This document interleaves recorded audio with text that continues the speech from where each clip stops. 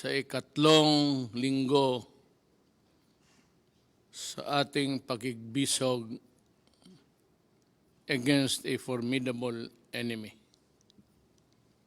As always, I give my sincerest gratitude to all those who are fighting in the front lines, our doctors, nurses, allied health professionals, police, soldiers, civil servants, and everyone performing essential services in the private sector. I assure you that your efforts will be rewarded. Your heroism will not be forgotten. Saludo kami sa inyo. Let me thank the LGUs who are doing their best to contain the spread of the virus in your localities. I see that you are employing innovative programs and initiatives to address the needs of your constituents. Yan ang dapat tulungan. Rest assured that the national government is behind you as we safeguard the welfare of our people in your communities. I issued an order to Executive Secretary Medjaldia clearly laying down the responsibilities of each department in implementing the Bayanihan to Heal as One Act. I have given them their marching orders emphasizing the need for sufficient authority so that they do not have to go back to me and ask for clearance for each and every action they have to take.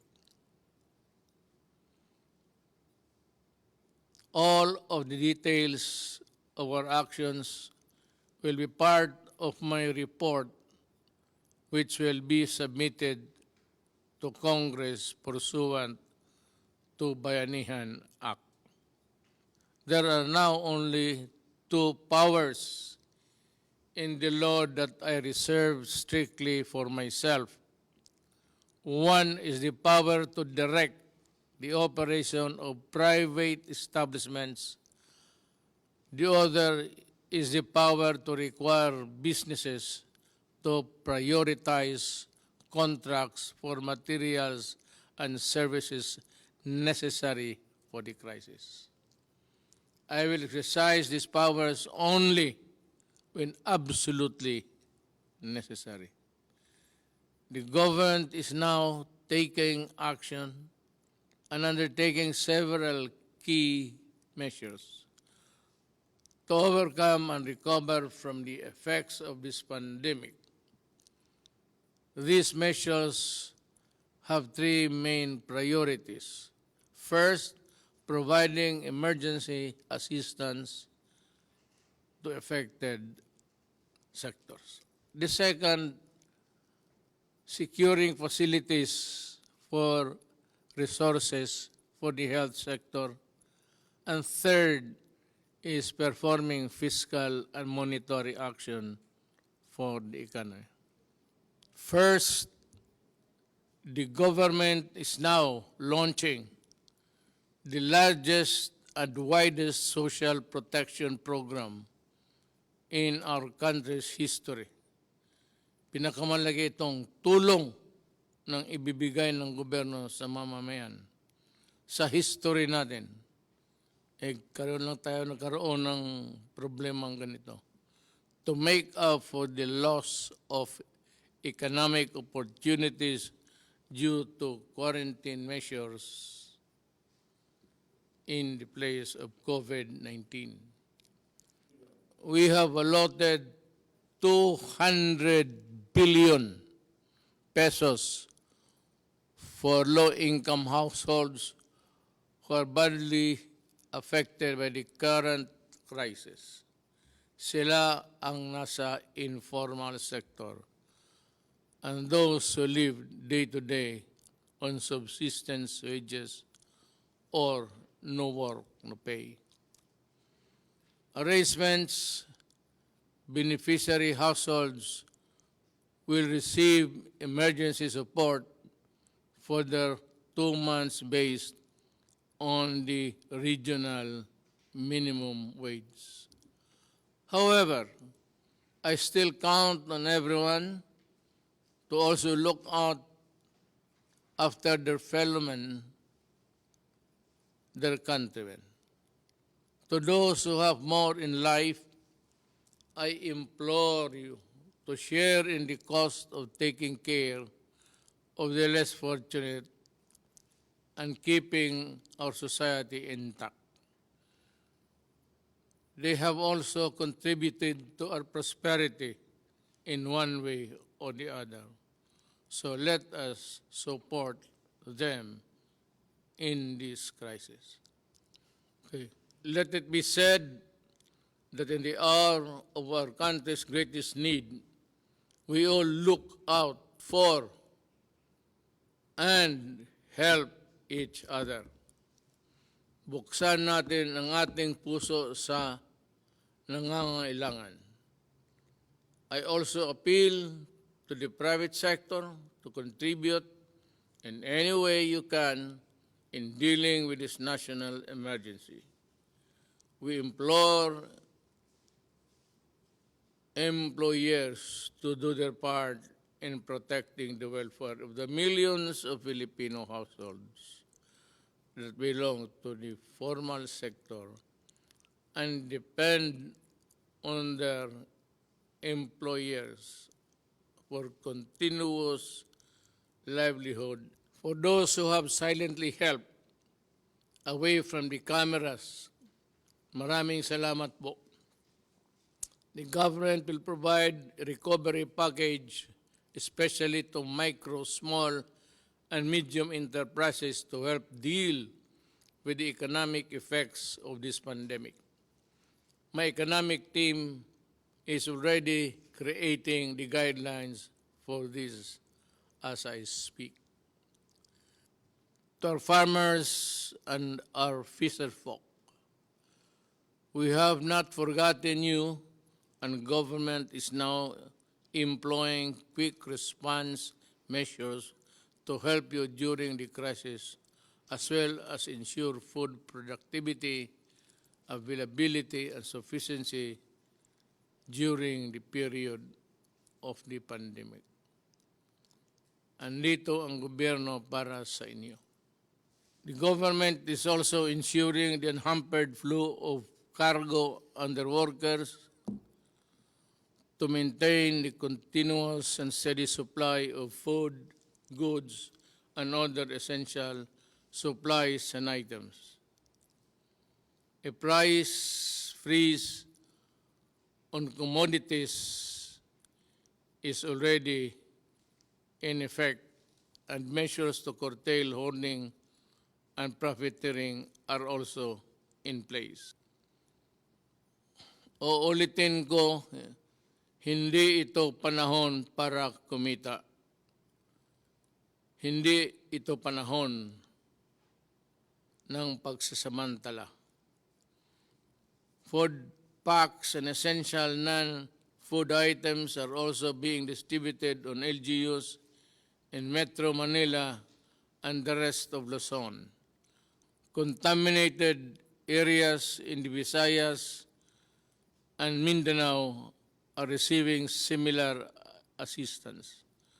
More will be given to augment the requirement of LGUs in the coming days as we repackage the items in our stockpiles. Gagawin ko lahat para walang magutom. Second, we are marshalling and deploying the resources of government to provide our frontline health workers with everything they require so they can save as many lives as possible.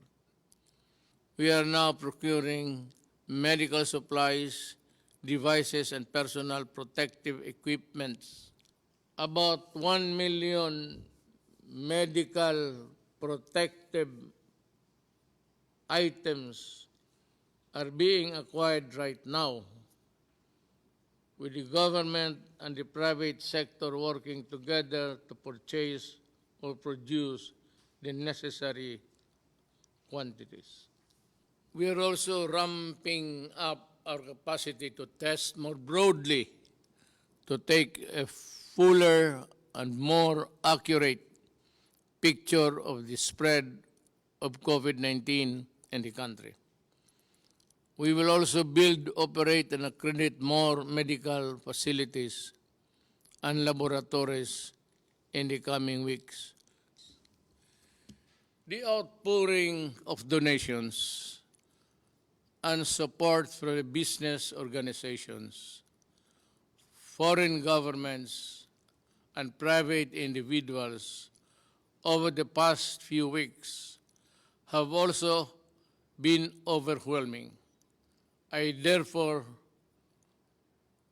would like to acknowledge the following for their help in this crisis: the government of China, the government of Singapore, the NGCP led by Big Boy C and Robert Cuyeto, Ramon Ang, Enrique Crason, Manny Pangilinan, Lucio Tan and Michael Tan, Simeon Hio of Shop Philippines, Century Peak Corporation, Gutianon Yap, Udema Foundation of Dennis Oy, also Robert Singh, Archie Pu, yung suffered loss, mga buhay niya, empleyado niya, pati yung aeroplano na crash on a evacuation mission to Japan. My condolences to the families, and I assure you na tutulong kami sa anumang paraan. Do not be discouraged. PAGCOR headed by Andrea Domingo, the World Health Organization, Mammoth Foundation, China, Jack Ma, Seriaco Lopez, Global Fund America Cares Foundation, UNIFPA, Aboitiz Foundation, D&L Corporation, Golden Tupper, Lander Superstore, Unilab Foundation, Alliance Global, Philippine Disaster Resilience Foundation, Temasek Foundation, as well as the countless others who have sent their assistance in our time of need. In behalf of the Filipino people, I thank you and your compassion and your generosity and my personal gratitude. Mahal kong mga kababayang Pilipino, nasa ikatlong linggo na tayo sa ating crisis na hinaharap. At tayo'y hirap sa pera, sa medical supplies, sa lahat. Dati ho naman talagang kulang ang pera natin at kulang ang medical supplies. At hindi lang ho tayo, pati yung Amerika, ganun rin. Kasi hindi natin akalain buong mundo na ganun kabilis, 2 araw lang after receiving the advice from China, the crisis was already here, COVID-19.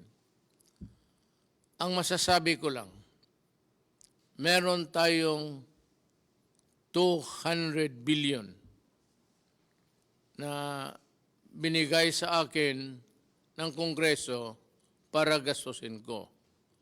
Yun naman ho ang ginagamit kong pakalat ngayon ng pera para mabigyan ang lahat. Galing doon sa walang trabaho, may trabaho, kalahating trabaho, ang mga mayaman hindi nakasali. Ako na may umaasa na itong ating mga trabahante na Pilipino ay gawin nila ang lahat para sa pakanan ng ating bayan. At ang kami dito, gawain ko ang buong kaya kong gawin para ho sa inyo. Kaya nga hindi ako nakalabas, ilang araw, 2 araw.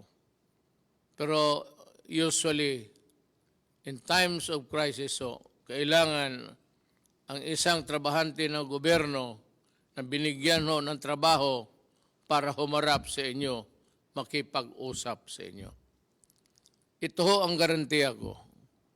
Ginagawa namin ang lahat ng makakaya namin. May mga doktor na, mga nurses, attendants na matay. Sila yung nasawi ang buhay para lang makatulong sa kapwa. Napakaswerte nila. Namatay sila para sa bayan. Yun ang dapat, ang rason na bakit tayo mamatay. Huwag tayong mamatay sa ibang rason na sagasaan ka lang at wala ka namang ginawa. It would be an honor to die for your country, I assure you. At ako naman ang filosofiya ko ganito. Sa nagtatrabaho, kung protected ka lang, make yourself fully covered, protected, para walang madisgrasya. Pero ang doktrina ko sa buhay, ako, si Rodrigo Duterte, kung panahon ko na.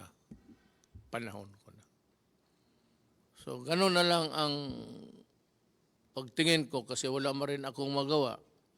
Pumupunta ako doon sa mga lugar na may gera. Pumupunta ako doon sa may lugar na may pumuputok yung bomba.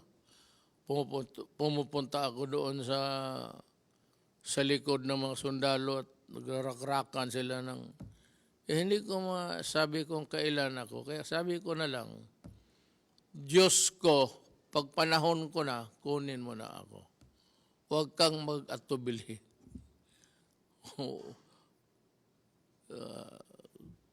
Bahala ka na. So sa mga kababayan ko, hindi ko naman sinasabi na sundin ninyo ang aking filosofiya. But somehow,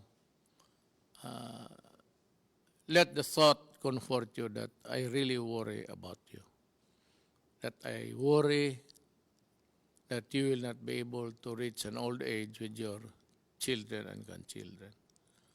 Kasi ako, nandyan na patapos na ako. Kaya ko masabi yan. So,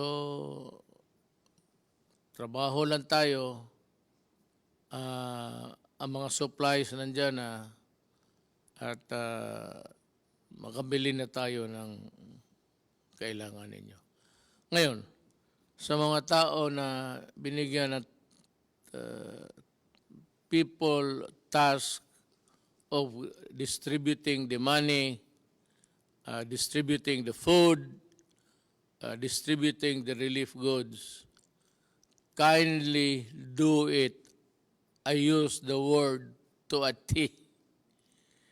Kung hindi nyo naintindihan yan, mag-research kayo.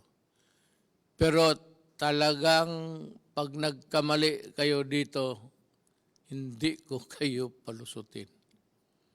I will see to it, even tomorrow, if I discover some embezzlements, some hoarding there at dinadivert yung pagkain sa mga tao na dapat hindi sa kanila.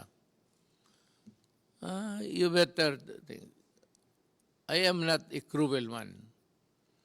Pero kung may report ang pulis, I will order your detention hanggang matapos itong COVID-19. Sabi ko, wag ngayon.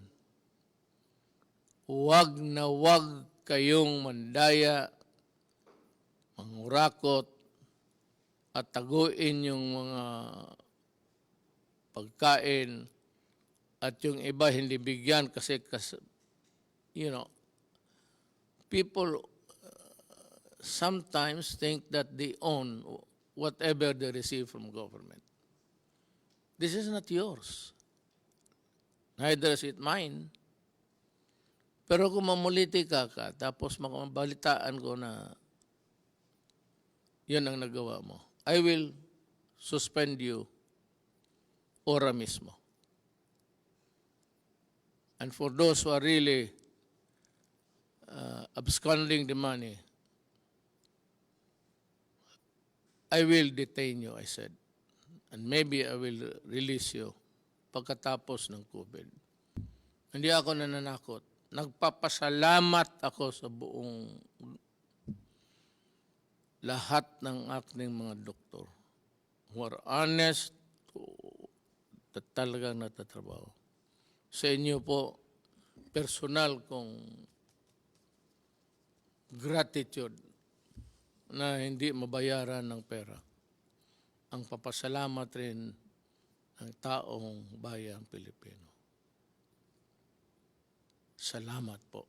At ako'y regularly makipag-usap sa inyo until this crisis is over. Huwag kayong matakot ngayon. Huwag na huwag kayong matakot kasi sabi ko may pera ako at kung meron man ang palpak-palpak dyan kunti, ayusin namin yan. Ayusin ni Lorenzana yan, the implementor, pati ni Anyo sa DILG. Ato si Galbeso, puro military na yan sila. At as a matter of fact, ganito, lahat ng contribution, lahat, ibigay mo doon sa opisina na set up ng task force. At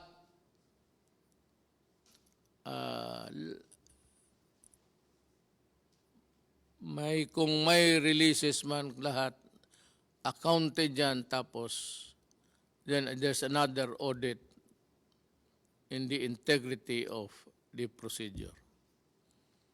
Yan lang po, papasalamat ako sa lahat ng trabahante ng gobyerno nandyan. At ako naman po at the same time, nagbibigay ng warning. Totohanan ko talaga kayo. Sa crisis, tapos gawin mo pa yung dapat ka talagang ikulong. Hindi kita i-release. At huwag kang, hindi ako maniwala ng kaso-kaso. Hayaan mo, magpapapreso ako. Balang araw kung mali ang sinabi ko at ginawa ko. Sa inyong mga Pilipino, mga kababayan, mahal ko. Mo mga Bisaya, sunod lang mo. Sumunod lang kayo. At walang problema. Daghang salamat.